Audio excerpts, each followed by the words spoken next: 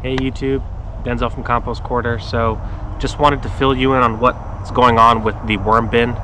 I'll try to make this as quick as possible. So before the colder months, I realized that some of the boarding I used to close off these holes had come apart. So there seemed to be an influx of frogs in there. I was pulling them out, but I wasn't realizing that how many worms they were eating until eventually it came to a point where I found one really big frog in there. So it must have been a massacre. I dug through, and there was still a substantial amount of worms, but I think either through that, lowering their numbers, or by not cleaning out the bin enough, taking out enough castings, it might have created a not so worm-friendly environment. So a lot of them probably died. There are still a good number of them in there that I can see in small clusters. It looks like they have started to breed slightly. However, coming up into the summer, I really don't feel like having to baby these worms. I'm gonna look for a more heat-resistant variety of worms, probably African night crawlers. But for now, what I'm gonna do is actually empty out this bin into my wheelbarrow, and I'm going to turn this into an above ground planter. So I'll still put the worms in there, and I'm gonna put in some biochar that I've made, and I'm gonna try to build that up into as many different layers as possible so that the worms that I have left should have a nice home to keep living in. They'll keep doing their job. I expect to see them for a long time. However, the next time I do worms, I'm going to go for the African night crawlers, and I'll put them in another separate bin, just like I did this time. So that's the update. The worms are not going away. It's just that the worm bin is becoming a planter that will have worms in it. So that's about as good as I can offer them at the moment. It'll be one less thing for me to worry about too. Like I said, I don't think this bin was ever going to be super cut out for having just worms in it. So I'll put it to better use, and I will figure something else out. Thanks for watching.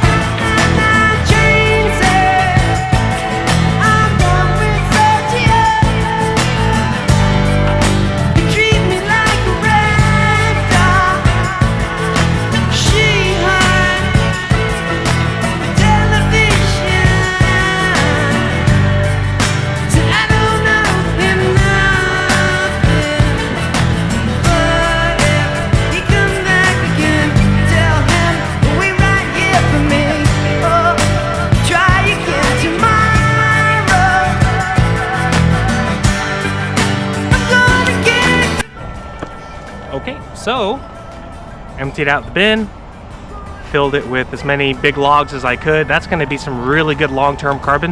That's going to hold moisture. It's going to have an entire ecosystem of bacteria and all sorts of fungi and stuff like that that are going to help circulate those nutrients through the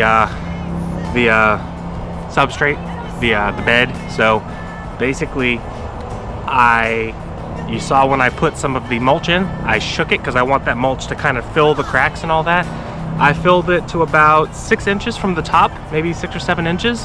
What I'm actually gonna do now, instead of just putting dirt that's gonna sink down, I'm actually gonna water that really heavily, get that thing saturated, let it sink down over the next day or two, top it off with some more mulch, some wood chippings. Then I'll put dirt on top of that, probably cover it and let it rest for a week or so. That's gonna give time for that microbial biome to really expand, and it's probably gonna spike in temperature a little bit, but then it should stabilize by this time next week. Then we can start putting some seeds in there, maybe transplanting a few things that we want to have in a full sun bed, and we'll see what happens. I'm going to use the same thermometers I used for the worm bin. I actually have holes already drilled all the way around, very small holes, but I might drill 1 or 2, you know, maybe halfway down the barrel, and insert thermometers just to see what it's like, because it is a rubber bin. So, or it's structural foam, whatever that is.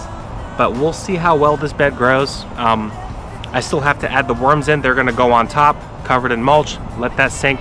Then we'll add dirt, and we should be off to the races. Thanks, guys. I'll talk to you soon.